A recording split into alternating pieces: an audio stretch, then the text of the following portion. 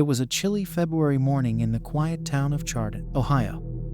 At Chardon High School, students gathered in the cafeteria before class, waiting for buses to their vocational programs.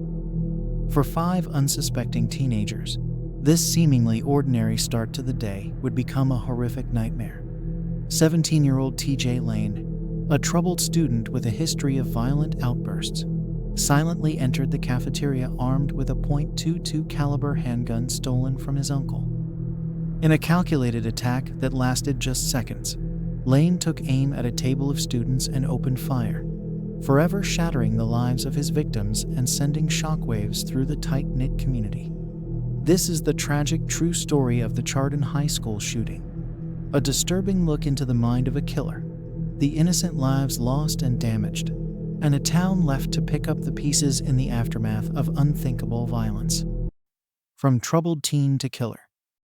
Thomas T.J. Lane III was born on September 19, 1994 to Thomas Lane Jr. and Sarah Nolan. He grew up in a broken home, frequently visiting his maternal grandparents Jack and Nancy Nolan on weekends. Friends described Lane as quiet and frequently sad, but friendly when comfortable. He regularly faced teasing and put up emotional walls, refusing to divulge personal information. Lane attended Lake Academy, alternative school for students with academic and behavioral issues. He had a history of violent incidents, including assault on his uncle in 2009. That same year, Lane punched another boy in the face, pleading guilty to disorderly conduct. Student witnesses said Lane had a personal rivalry with one of the victims, Russell King Jr., who had previously threatened to beat up Lane. In the past year, Lane had taken up weightlifting, possibly to prepare to fight King. To carry out the shooting, Lane stole a .22 caliber Ruger MK Target handgun from his uncle. Normal day turns deadly. On the morning of February 27, 2012, Lane rode the bus to Chardon High, as he did every day. Armed with a stolen gun, a knife, and wearing a sweatshirt with the word "killer" printed, he entered the cafeteria around 7:30 a.m. and targeted a table where King and several other students in a vocational program sat. Lane fired 10 rounds at the table before fleeing. 3 male students, Daniel Parmenter, 16, Russell King Jr., 17, and Demetrius Hewlin, 16, were shot in the head. Nick Walczak, 17, was shot multiple times in the neck, arm, and back, with a bullet lodged in his cheek. Joy Rickers, 18, sustained a minor injury. Another student, Nate Mueller, 16, had a bullet graze his ear. Chaos erupted as students fled and took cover. Heroes in the chaos. 2 teachers, Frank Hall and Joseph Rixai, quickly intervened. Hall, a football coach, charged at Lane as he was aiming his gun. Rixai, a math teacher, pulled injured student Nick Walczak into a classroom and administered first aid, likely saving his life. Students praised the two as heroes for their courageous actions. Lane fled the school building, but was quickly apprehended by police near his parked car on a road outside the school. The 3 most critically injured students, Parmenter, King, and Hewlin, were life-flighted to Metro Health Medical Center in Cleveland. Walczak and Rickers were taken to local Hillcrest Hospital. The painful aftermath. By noon, officials announced Daniel Parmenter had died from his injuries. His family issued a statement requesting privacy as they mourned the loss of the aspiring computer technician. In the early morning hours of February 28th, Russell King Jr. was declared brain dead. His family expressed thanks for the outpouring of support and said his organs would be donated per his wishes. Later on that day, Demetrius Hewlin also succumbed to his injuries. Friends remembered Hewlin as someone who enjoyed working out and wanted to play football. His mother, Phyllis Ferguson, said that although they were running late that morning, they weren't late enough to avoid the tragedy. She expressed forgiveness for the shooter, saying most didn't know what they were doing. Hewlin's organs were also donated, with one recipient being a child close to death without a transplant. Nick Walczak was left partially paralyzed from his multiple gunshot wounds. Joy Rickers was treated and released from the hospital within approximately 24 hours. In the wake of the shooting, Chardon schools closed on February 28th as the community reeled. Grief counseling was provided and classes gradually resumed, with a full return on March 2nd. Vigils were held the night of the tragedy, with tens of thousands wearing red, one of Chardon's school colors, to show support in the following days. The United Way launched the Chardon Healing Fund, raising over $150,000 for those traumatized. Thousands attended a vigil at St. Mary's Church the day after the attack. As the community grieved and united, the legal process began for T.J. Lane. On the afternoon of February 27th, police surrounded the home of his father, Thomas Lane Jr. Extensive searches were conducted of Lane family properties and a nearby woods used for target practice. The teenage shooter was initially charged as a juvenile, with prosecutors announcing intentions to try him as an adult given the severity of the crime. Justice and legal proceedings. At a February 28th detention hearing, Lane admitted to the shooting and claimed the victims were random. However, student witnesses said Lane knew the victims and targeted Russell King Jr. due to their rivalry. The judge ordered Lane be held in juvenile detention as the court weighed charging him as an adult. Lane underwent a court-ordered mental competency evaluation. At a May 2nd hearing, psychiatrist Philip Resnick testified that while Lane was mentally ill and suffered from psychosis and hallucinations, it did not prevent him from understanding the charges and legal proceedings. The judge ruled Lane competent to stand trial. In June 2012, prosecutors announced Lane would be tried as an adult, indicting him on 3 counts of aggravated murder, 2 counts of attempted murder, and 1 count of felonious assault. Lane pleaded not guilty to all charges. His bail was set at $1 million, and he was scheduled to be transferred from juvenile detention to county jail, though he was later allowed to remain in juvenile custody for a $120 daily fee. As the legal case progressed, the Chardon community continued the painful process of laying their loved ones to rest. Daniel Parmiter's funeral was held on March 3rd at St. Mary's Church. The controversial Westboro Baptist Church had announced plans to picket the service, but were met by a human barricade of thousands of community members shielding the Parmiter family. The protesters never showed. Demetrius Hewlin's funeral followed on March 6th, also at St. Mary's Church. The Patriot Guard riders and other motorcycle clubs formed an honor guard, as they had done at military funerals targeted by Westboro Baptist protesters. Shocking courtroom behavior. Nearly a year after the shooting, on February 26, 2013, T.J. Lane pleaded guilty to all charges against him.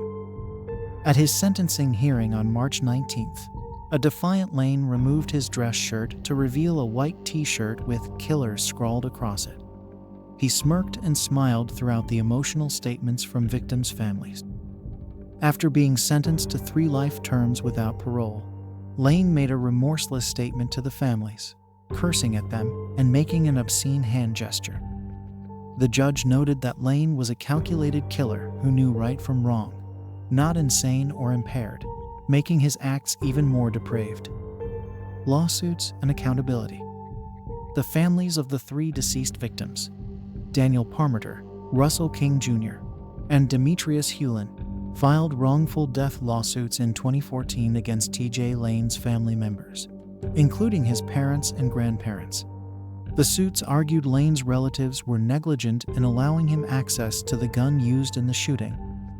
The cases were settled for a total of nearly $2.7 million paid by Lane's family and their insurance companies. The judge chose to make the settlement terms public to warn of the consequences when youth gain access to firearms.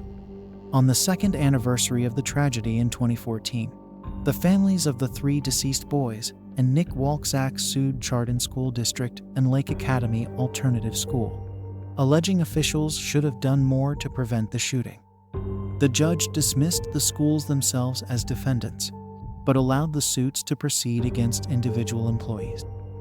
the Ohio Supreme Court declined to hear the school district's appeal, returning the case to the lower court for resolution.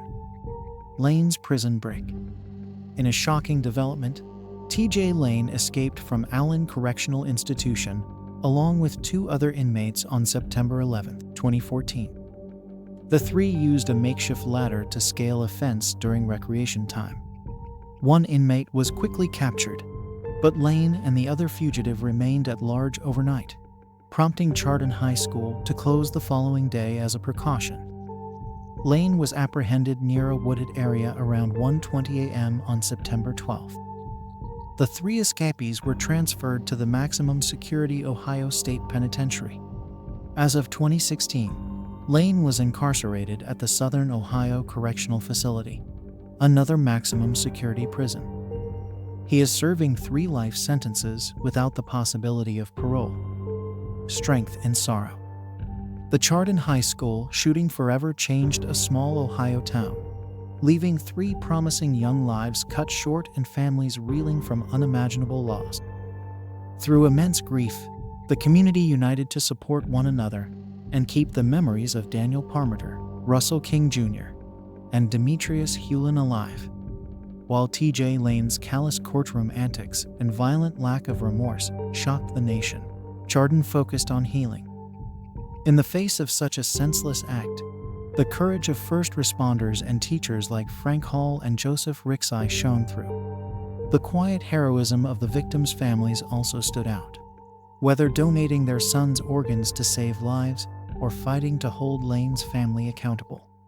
No town should have to endure such a heartbreaking ordeal, but Chardon showed resilience and unity that will not soon be forgotten. As the families continue their legal battles and T.J. Lane serves out his life sentences behind bars, the legacy of those lost and wounded endures. The Chardon High School shooting stands as a tragic reminder of the devastation one troubled individual with a gun can unleash. As we remember the vibrant lives cut short and those forever changed on that February morning, may we also recommit to building a society where such sorrow is a thing of the past, where red is worn in school spirit, not in remembrance, and where every student can pursue their dreams without fear of violence. That would be the most fitting tribute of all to those lost too soon. We now turn to a deadly romance that captivated post-WW2 America. The tragic story of the Lonely Hearts Killers begins with 2 lost souls, Raymond Fernandez and Martha Beck. Damaged by life and desperate for love, they found each other through a Lonely Hearts ad in 1947. But instead of a happily ever after, their twisted relationship led them down a dark path of deception, betrayal, and murder. Posing as brother and sister, they lured lonely women with promises of love, only to rob and brutally kill them. By the time they were finally caught in 1949, they had left a trail of up to 20 victims across the country. This is the chilling tale of how loneliness and obsession can warp the human heart, transforming love into something monstrous. This is the story of the Lonely Hearts Killers. Raymond Fernandez, the charming con man. Raymond Martinez Fernandez and Martha Jewel Beck paths crossed in 1947, setting off a deadly chain of events. Raymond Martinez Fernandez was born in 1914 in Hawaii to Spanish parents. As a young man, he moved to Spain to work on his uncle's farm. There, he married a local woman named Encarnacion and started a family, having 4 children. But Fernandez was not content with domestic life. He abandoned his wife and children and set off in search of adventure. During World War II, Fernandez served in Spain's merchant marines and later worked with the British government as a spy, where he garnered a good reputation for carrying out his duties. When the war ended, Fernandez died to return to America to seek employment and send for his wife and children. On one fateful voyage to the Dutch West Indies, a steel hatch cover fell directly on his head, causing a severe indentation of his skull that damaged his frontal lobe and some suggest irreversibly altered his personality. After a lengthy hospitalization, he fell into a life of petty crime and was eventually sent to prison for theft. It was there that his cellmate, a Haitian man, introduced Fernandez to the practice of voodoo. Fernandez became convinced that these dark rituals gave him an irresistible power over women. Upon his release, Fernandez began answering Lonely Hearts ads placed by single women looking for love. Charming and handsome, he easily won their affection and trust. In October 1947, Fernandez began courting Jane Lucilla Thompson, a recently separated woman. Using her money, they took a cruise to Spain where Fernandez was still married to his first wife, Encarnacion Robles. He brazenly introduced Jane to Encarnacion, and the three dined out together in La Linea. On November 7, 1947, after an apparent fight between Raymond and Jane at their hotel, Jane was found dead the next morning of unknown causes. Her body was buried without an autopsy. Fernandez quickly fled back to the U.S., leaving High family behind once more. Using a forged will, Fernandez took over Jane's New York apartment, ruthlessly evicting her elderly mother in the process.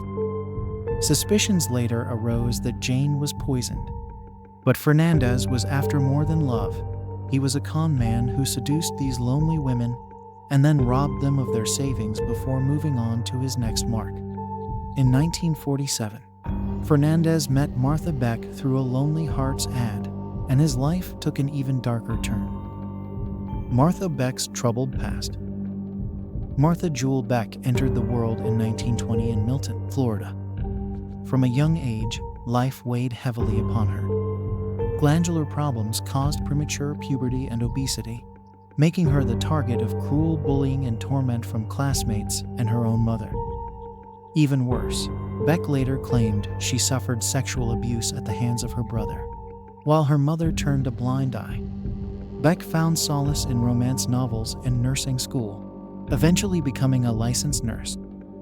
But her weight and troubled past made it difficult to find steady work or love. Whilst working at an army hospital in California, she would frequent the local bars at night picking up soldiers. One of those one-night stands led to her falling pregnant with her first child in 1944. On hearing the news, the soldier made a failed attempt to kill himself by jumping in the California Bay. Beck never saw him again. After the short stint in California, Beck moved back to Florida where she met local bus driver Alfred Beck. The two casually dated. When she fell pregnant with a boy, they decided to marry. However, this union of duty was short-lived, and he divorced her after 6 months. As a single mother of two, she took a job at a hospital for children in Pensacola and escaped further into her fantasy world of romance films and literature. Desperately lonely, Beck placed a Lonely Hearts ad in 1947. When Raymond Fernandez responded, Beck thought she had finally found her Prince Charming.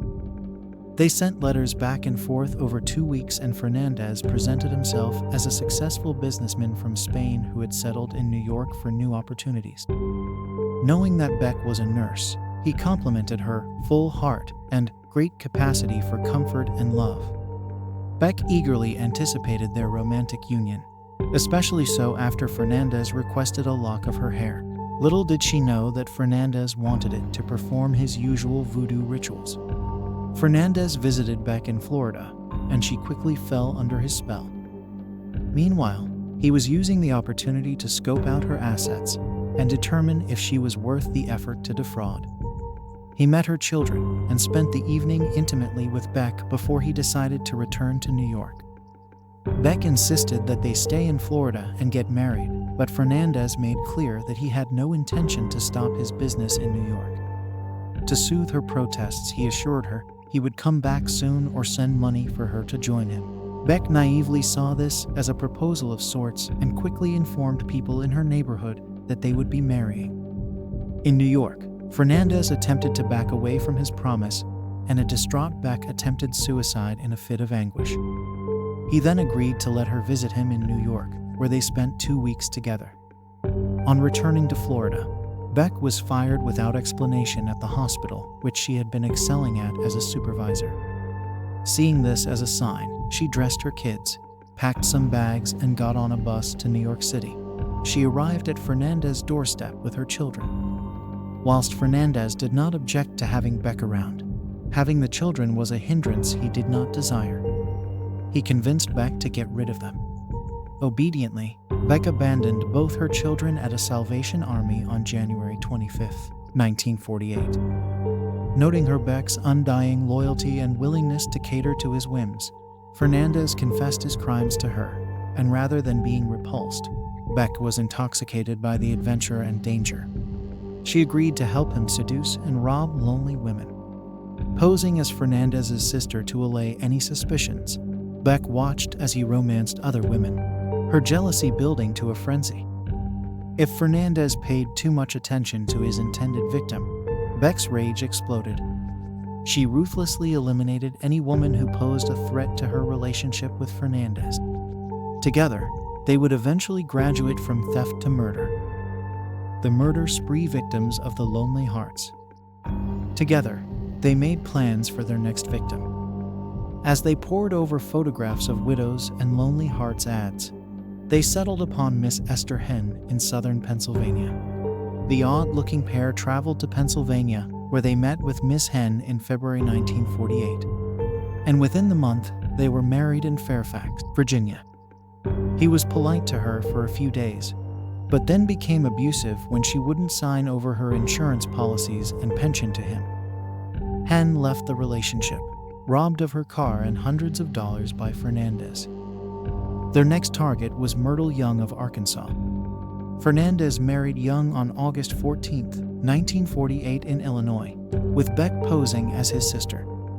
Beck did everything she could to prevent the marriage from being consummated, even sleeping in the same bed as Young. When Young protested, Fernandez drugged her into unconsciousness. He then sent Young back to Arkansas on a bus, robbed of $4,000. Young died in a hospital the next day. In late 1948, Fernandez began courting Janet Fay, a 66-year-old widow from Albany, New York.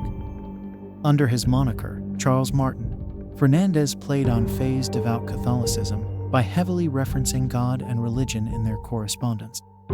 They finally met in downtown Albany and spent time getting acquainted. Beck was introduced as Fernandez's sister, and within a few days Fay excitedly agreed to marry Fernandez. In early January 1949, she withdrew over $6,000 from her bank accounts to start their new life together. On January 4th, Fay left Albany with Fernandez and Beck to a rented apartment on Long Island. Varying accounts cloud the full events, but when Beck was left alone with Fay for this first time, in a fit of jealous rage, Beck bludgeoned Fay with a hammer and strangled her to death with a scarf. They stuffed Fay's body in a trunk and had Fernandez's sister unwittingly store it at her apartment for several days before Fernandez returned to retrieve and bury the trunk in the cellar of a rented house. To cover their tracks, they sent several letters to Fay's family members by typewriter depicting how happy she was with her new husband. The problem was, Fay did not own a typewriter and did not know how to type. The family immediately notified the police. The deadly couple then targeted Delphine Downing, a young widow with a 2-year-old daughter in Grand Rapids, Michigan. In late January 1949, Fernandez began consummating his relationship with Downing, much to Beck's anger. When Downing discovered Fernandez without his toupee, she threatened to go to the police, feeling she had been deceived about his baldness and scar. Beck gave her some sleeping pills to try to calm her down.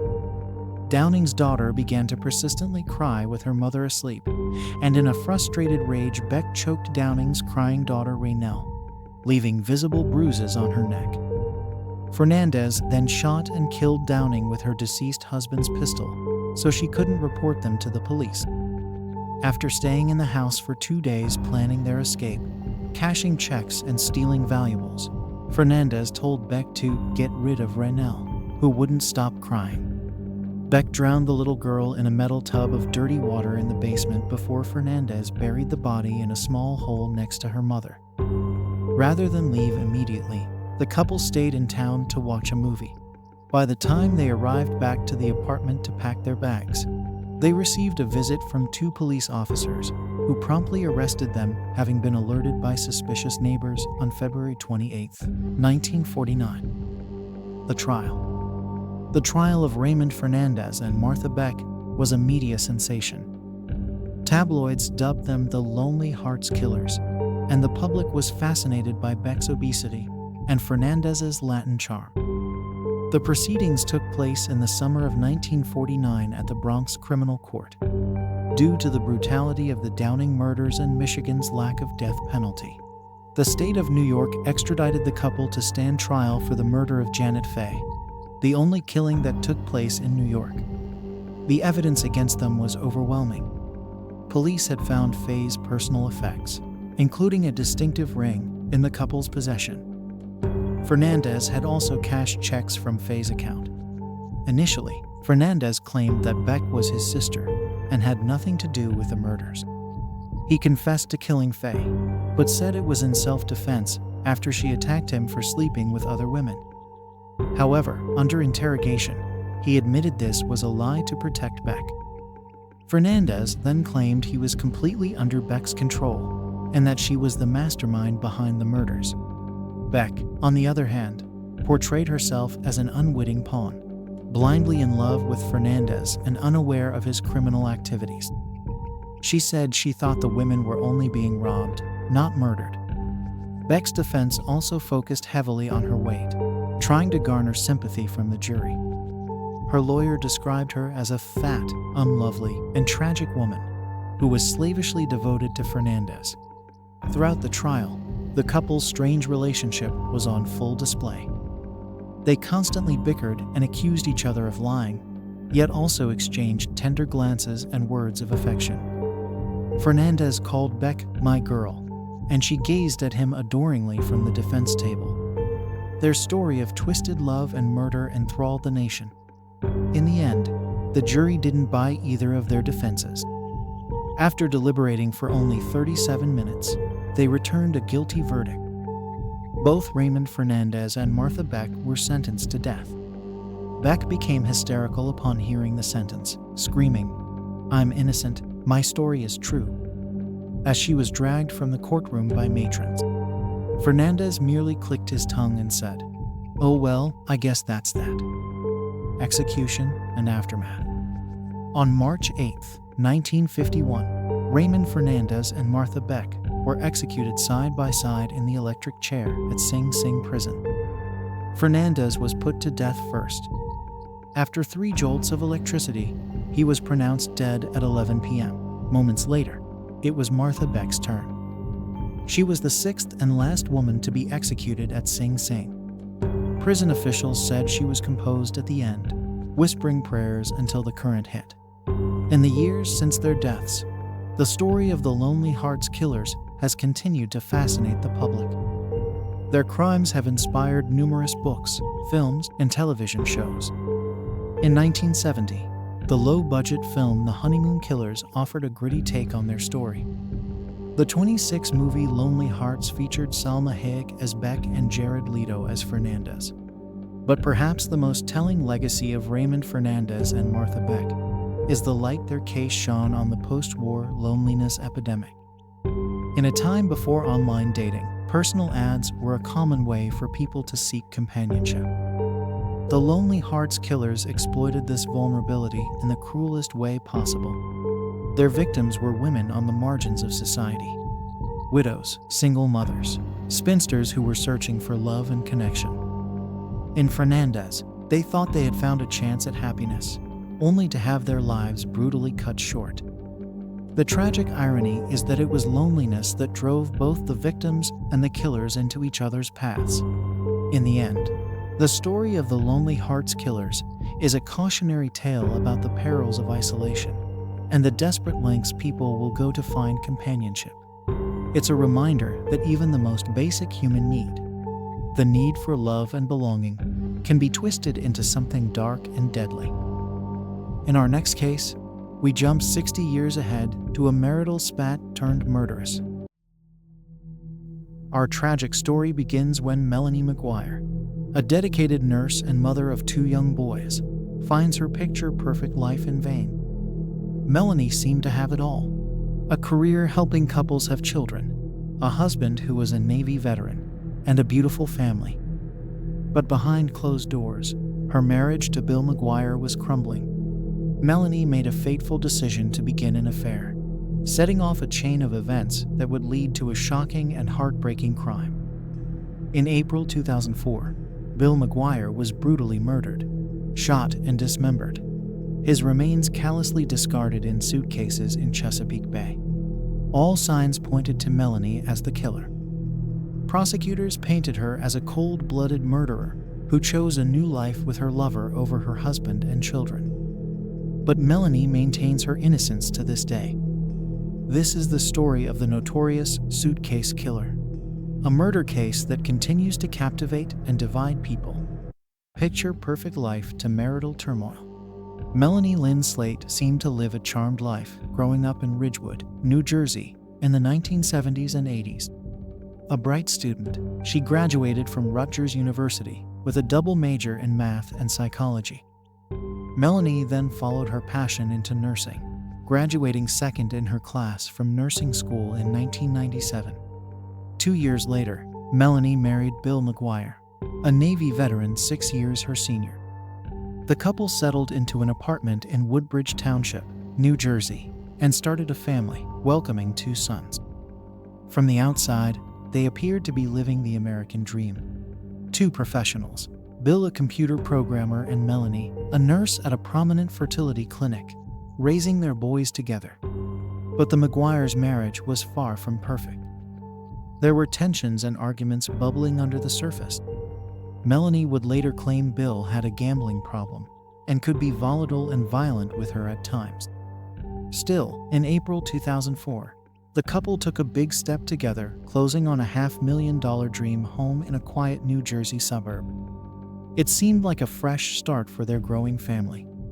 Just 48 hours after signing the papers on their new house, Melanie did something no one expected. On April 30th, she filed for a restraining order against Bill, alleging he had slapped her and shoved a dryer sheet in her mouth during a heated argument. Melanie said Bill stormed out after the fight, and she locked herself in the bathroom with their sons. It was the last time she saw her husband alive. Disappearance and gruesome discovery. Bill's sudden disappearance set off alarm bells with his friends and family. The 39-year-old was glued to his phone and BlackBerry for work. So when he suddenly went silent, people knew something was wrong.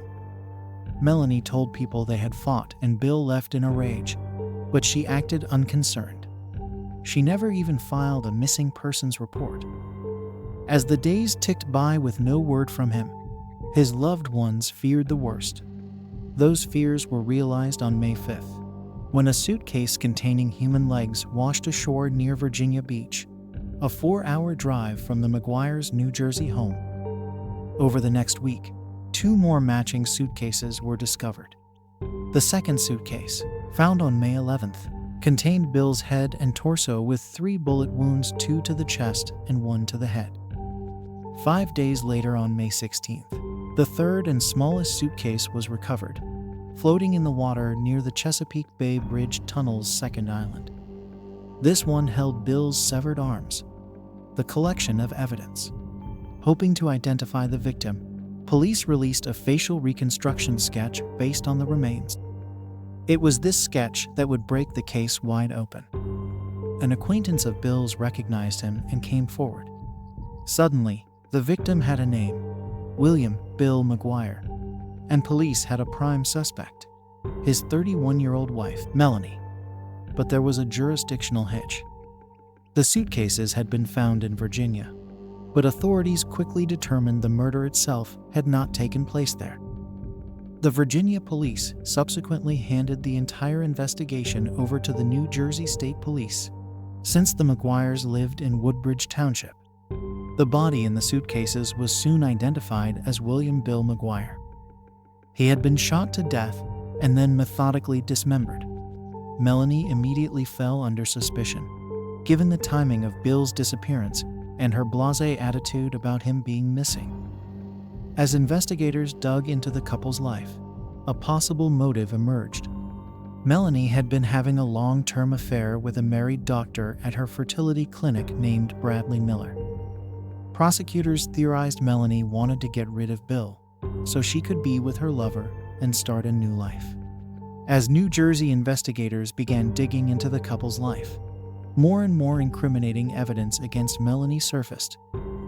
They discovered that just 2 days before Bill vanished, on April 26, 2004, Melanie had purchased a .38 caliber handgun in Pennsylvania. Bill had been shot to death with that exact type of gun, using distinctive wad-cutter bullets. Even more damning, Melanie's receipt showed an additional $9.95 purchased. The store only sold 2 items for that price: targets and a box of wad-cutter bullets. The evidence against Melanie began to pile up. Why did she buy a .38 caliber handgun just 2 days before Bill vanished? Why were there internet searches on their home computer for things like undetectable poisons and how to commit murder? And what about the mysterious black garbage bags and blood evidence found in the McGuire's apartment that matched the bags and Bill's DNA? Then, a tip came in from an employee at a private towing company. He claimed that he had towed Bill's blue 2002 Nissan Maxima from the parking lot of the Flamingo Motel in Atlantic City, nearly 100 miles from the McGuire's apartment. The car was moved on May 8th, over a week after Bill disappeared. Investigators discovered Melanie had done something very odd in the days after Bill disappeared.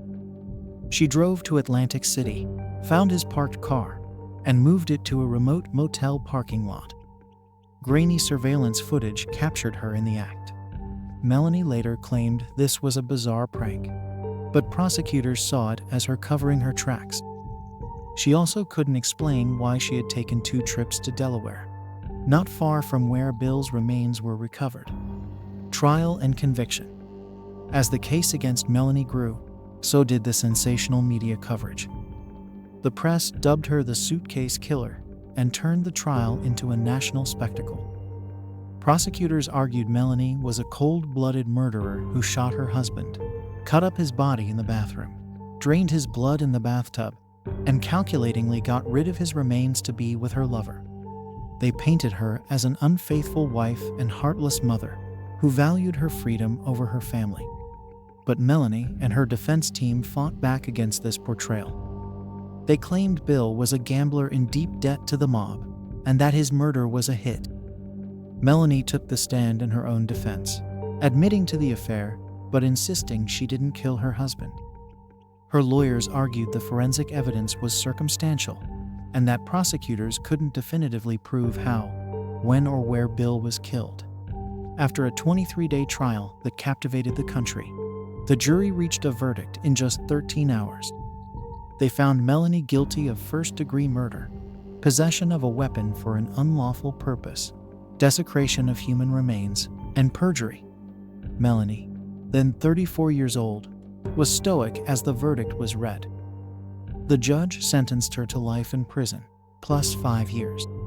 She wouldn't be eligible for parole for more than 60 years. Melanie was sent to the maximum security Edna Mahan Correctional Facility in Clinton, New Jersey. Her sons, just 4 and 2 years old when she was arrested, lost both parents in one shocking act of violence. In the years since her conviction, Melanie has never wavered from maintaining her innocence. From behind bars, she has filed numerous appeals arguing her high-powered defense attorney, Joe Tacopina, provided ineffective counsel. She claims he failed to call key witnesses and pursue evidence that could have exonerated her. But the courts have rejected her appeals, and she remains in prison. False claims of innocence. In a rare interview with ABC News in September 2020, Melanie spoke out from behind bars, still maintaining her innocence 16 years after her conviction. "I'm doing this because there's a murderer walking around," she told ABC News' Amy Robach for 2020. "The killer is out there, and it's not me." Melanie expressed the pain and frustration she still feels over being found guilty of such a heinous crime. "After all these years, I still feel hurt. I still feel bothered. Like, how could somebody think that I did that?" she said. her voice filled with emotion. The interview touched on another heartbreaking aspect of Melanie's story: the fact that she has not seen her two sons since the day she was convicted. When Melanie was sent to prison for life, custody of the boys was given to Bill's sister, Cindy Lagash. Speaking directly to her now adult children, Melanie shared a message: make up your mind. Don't accept what you're just being told on the surface. Dig. It was a plea for them to look deeper into the case, and a mother's desperate hope that her sons might one day question her conviction. The interview was a rare glimpse into Melanie's life behind bars and her unwavering insistence that she did not kill her husband. Despite the mountain of evidence against her and the years that have passed, Melanie remains steadfast in her claims. For her, the fight for justice and the chance to reunite with her children continues, even from the confines of a prison cell. Melanie's case is the subject of multiple true crime TV shows, podcasts, and a Lifetime movie. Suitcase Killer: The Melanie Maguire Story, released in June 2022. The film, starring Candace King as Melanie, reignited interest in the nearly 20-year-old case and raised new questions about Melanie's guilt or innocence in the minds of some viewers. The movie depicts Bill as an unfaithful, gambling-addicted husband and Melanie as a wife and mother pushed to the brink. But Bill's family slammed the film as inaccurate and disgusting for slandering Bill's memory. They maintain Melanie is exactly where she belongs for brutally murdering Bill. The film's creative team says they wanted to show both sides and let the audience reach their own conclusions. Melanie's supporters believe an innocent woman has been wrongfully imprisoned, that shoddy police work and a media-hungry prosecutor rushed to judgment without definitive proof. They argue the circumstantial evidence leaves room for reasonable doubt. But for Bill's loved ones and the prosecutors who tried the case, there is no doubt Melanie is a murderer who killed her husband in cold blood and almost got away with it. The Melanie Maguire case remains one of New Jersey's most notorious crimes, a shocking story of love, lust, betrayal, and a brutal murder. It captured the nation's attention like few crimes do. The image of Bill Maguire's body being discarded in suitcases in the sea is seared in the public consciousness. But for the two young boys at the center of this tragedy, it is the devastating story of their family being ripped apart. They lost their father to a violent death and their mother to prison. The horror of what happened to Bill Maguire and the knowledge of their mother's conviction is a heavy burden they will carry for life. Nearly 2 decades later, the case still generates fierce debate. Did Melanie Maguire get away with murder, or is she serving a life sentence for a crime she didn't commit? Is she a calculating, cold-blooded killer, or a mother wrongfully ripped from her children? The truth lies somewhere in the suitcases of evidence, the witness testimony, and Melanie's own words. For now, she remains the suitcase killer, one of New Jersey's most infamous inmates. Only time will tell if that moniker is just, or if the real killer is still out there. In our next case, we dive into the cruel loss of Tristan Bailey. 13-year-old Tristan Bailey had her whole life ahead of her until it was brutally cut short one night in the woods near her Florida home. Stabbed over 100 times by a teenage boy she thought was a friend, Tristan's shocking murder stunned her quiet community. The promising young cheerleader became the victim of a crime too horrific to imagine. This is the heartbreaking story of what happened to Tristan Bailey. Tristan's early life. Tristan Tyne Bailey came into the world on January 18, 2008, to parents Forrest and Stacy Bailey. The youngest of 5 siblings, Tristan spent her first 4 years in Singapore before the family moved to St. Johns County, Florida. Growing up, Tristan's bright smile and kind heart touched everyone she met. Friends and family described her as an energetic, powerful presence who always stood up for others. Her mom, Stacy, said, "She was just a powerful child that was able to give a lot to so many." By age 13, Tristan was in 7th grade at Patriot Oaks Academy, where she stood out as a popular student and talented cheerleader with an infectious positive attitude. She loved cheering on her school's teams under the Florida sun. At home, she was an amazing sister and daughter who brought joy and laughter. Tristan spent her free time like any typical teenage girl, making TikTok dance videos, chatting and laughing with friends, and dreaming of the future. No one could have predicted the evil that would soon steal this vibrant young life. Tristan's story is a reminder that violence can shatter even the most peaceful seeming place, and that unspeakable cruelty sometimes hides behind a familiar face. The fateful night. On Saturday, May 8, 2021, Tristan was at home, excitedly preparing to celebrate Mother's Day with her family the next day. She went to bed that night not knowing she would never see her mother again. In the early morning darkness of May 9th, 13-year-old Tristan snuck out of her house around 1 a.m., lured by text messages from a 14-year-old boy at her school named Aiden Fucci. Unbeknownst to her family, Tristan left her home to go meet Aiden. A surveillance camera captured chilling footage of Tristan and Aiden walking together into a wooded area at the end of Saddlestone Drive around 1:15 a.m. It was the last time Tristan would be seen alive.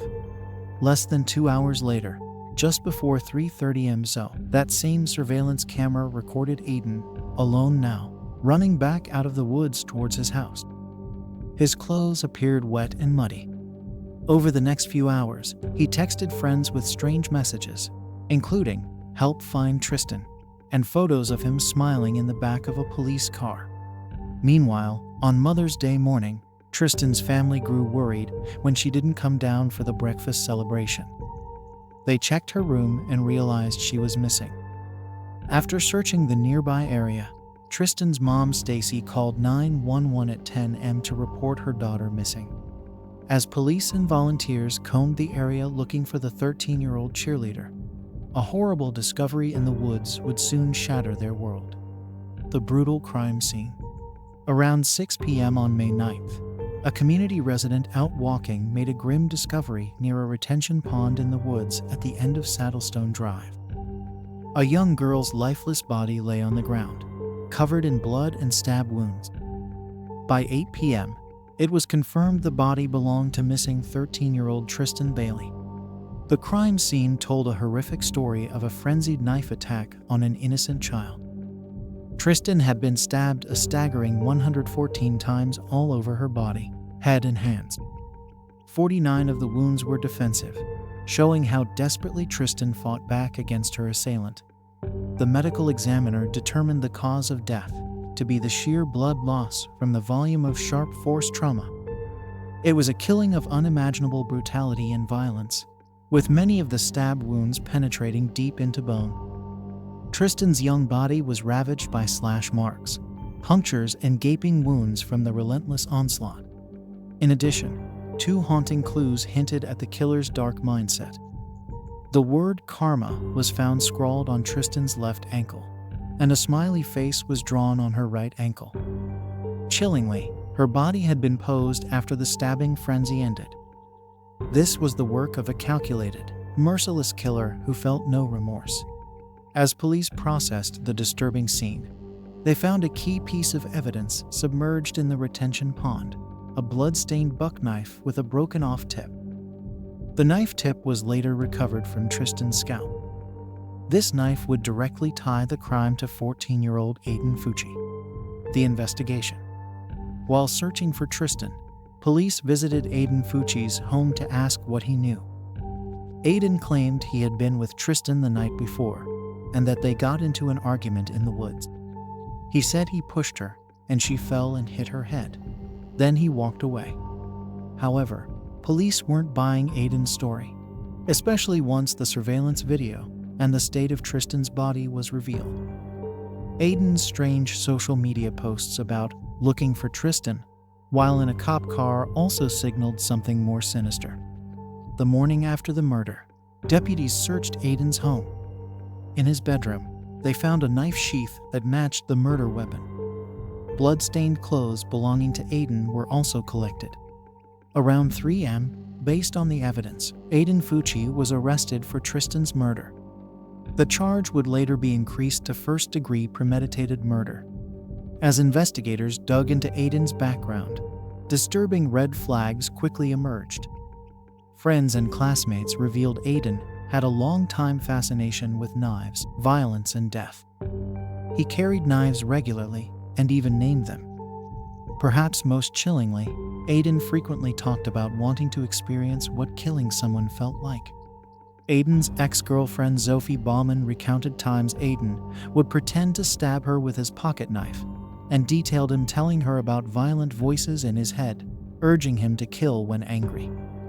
All the signs pointed to a killer in the making. Tragically, these warning signs weren't heeded in time to save Tristan's life. In the end, the mountain of forensic evidence against Aiden Fucci for Tristan's brutal murder was undeniable. The blood-stained knife tied his DNA to the murder weapon. The video of them entering the woods together, Aiden's bloody clothes, and the matching knife sheath in his bedroom. His own statements putting himself at the scene. There was no doubt he viciously stabbed Tristan to death in the woods that night. For Tristan's shattered family, who lost their shining light in the most unthinkable way, the question of why haunts them. What could make a 14-year-old boy unleash such monstrous violence on a friend? Tristan's siblings cried remembering her as the best sister and spoke of her forever unfulfilled potential. Theories on motive. We may never fully understand the motive behind such a senseless act, but experts have theories. Some suggest Aiden Fucci may have developed an unhealthy fixation on Tristan that turned deadly when she rejected his desired sexual advances that night. Others point to Aiden's long-held obsession with violence and death. Perhaps he finally acted on his depraved fantasy of experiencing murder. The sheer number of stab wounds, 114 in total, indicate an explosive release of rage and savagery once the stabbing began. In the end, trying to rationalize an act of pure evil is impossible. There can be no justification for slaughtering an innocent 13-year-old girl who trusted the wrong person. Aiden's lack of true remorse, posing her body, and boasting to friends after the murder show how profoundly sinister his psyche is. The legal case. Once arrested, 14-year-old Aiden Fucci was charged as an adult with first-degree murder due to the brutality of the crime. He was held without bond under close watch as he awaited trial. If convicted, Aiden faced up to life in prison. Aiden's mother, Crystal Smith, was also arrested for tampering with evidence after home surveillance video allegedly showed her washing or scrubbing a pair of blue jeans in a bathroom sink at their residence. According to the arrest affidavit, the jeans and the bathroom sink drain tested positive for the presence of blood. Investigators said an unidentified witness was involved in the case against Crystal Smith. She was later released while awaiting further legal proceedings. For nearly 2 years, Aiden maintained his innocence, forcing Tristan's family to endure drawn-out legal proceedings. All the while, evidence mounted of his guilt. Then, in a surprise move in February 2023, Aiden changed his plea to guilty as charged just before jury selection was to begin. At the contentious sentencing hearing, Tristan's loved ones finally confronted her unrepentant killer. With heart-wrenching victim impact statements, they made Aiden face the immense loss and grief his savagery caused.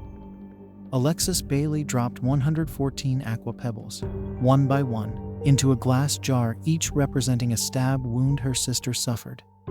Prosecutors pushed for a maximum sentence to ensure the dangerous teen killer could never walk free to hurt anyone else. Aiden himself remained largely stoic and unemotional, facing the people whose lives he destroyed. At age 16, Aiden was sentenced to life in prison for the first-degree murder of Tristan Bailey. He will be eligible for review after 25 years served. The judge called this the most difficult and shocking case of his career, noting the stark lack of any true motive besides the desire to brutally take a life. No greed, no revenge, no passionate rage. Just a killer's urge to feel the sensation of snuffing out a bright light. Impact on the community. The brutal murder of 13-year-old Tristan Bailey sent shockwaves of fear and grief through her tight-knit Florida community. Parents hugged their kids tighter, and students struggled to accept that the killer walked among them every day at school. Neighbors tied teal ribbons around trees in honor of Tristan's favorite color. Friends gathered at makeshift memorials to lay flowers and remember the smiling girl who always lifted others' spirits. Tristan's cheer team retired her number 28 jersey for the rest of the season. Yet the pain ran deepest for Tristan's heartbroken family, who had to learn to live without their precious daughter and sister. They described her as a firefly, whose flame of potential was cruelly snuffed out forever by a remorseless killer. Birthdays, graduations, holidays, Tristan will never be there beside them again. As a community, many are left to wonder if more could have been done to prevent this horrific slaying. Why didn't Aiden Fucci receive intervention for his long-standing obsession with violence and knives? How do we keep our kids safe when killers hide in plain sight in our schools and neighborhoods? There are no easy answers, but Tristan's senseless death sparked important conversations about being alert to warning signs in teens and taking threats seriously. Stopping killers before they act is the only way to prevent more lives from being stolen. In the end, Tristan Bailey's legacy will be one of light, love, and joy. Her family started a foundation in her name to empower other young cheerleaders to soar after their dreams, the dreams Tristan will never get to fulfill herself. They hope to create a culture of kindness and watching out for others in her honor. While Tristan's story ends in tragedy, there is still hope that people will learn from it. We must fight for a world where no more innocent children become victims of senseless violence, where those who fantasize about brutality are stopped before they strike, where the beauty of a smiling 13-year-old girl is treasured and protected. Let us never forget Tristan Bailey, and let her light shine on through the darkness as a reminder of the good we must preserve. The battle against evil continues, Ethan, and it's a battle we cannot afford to lose. This was Agent Magpie. And remember, guys, be good. And if you can't be good, be careful.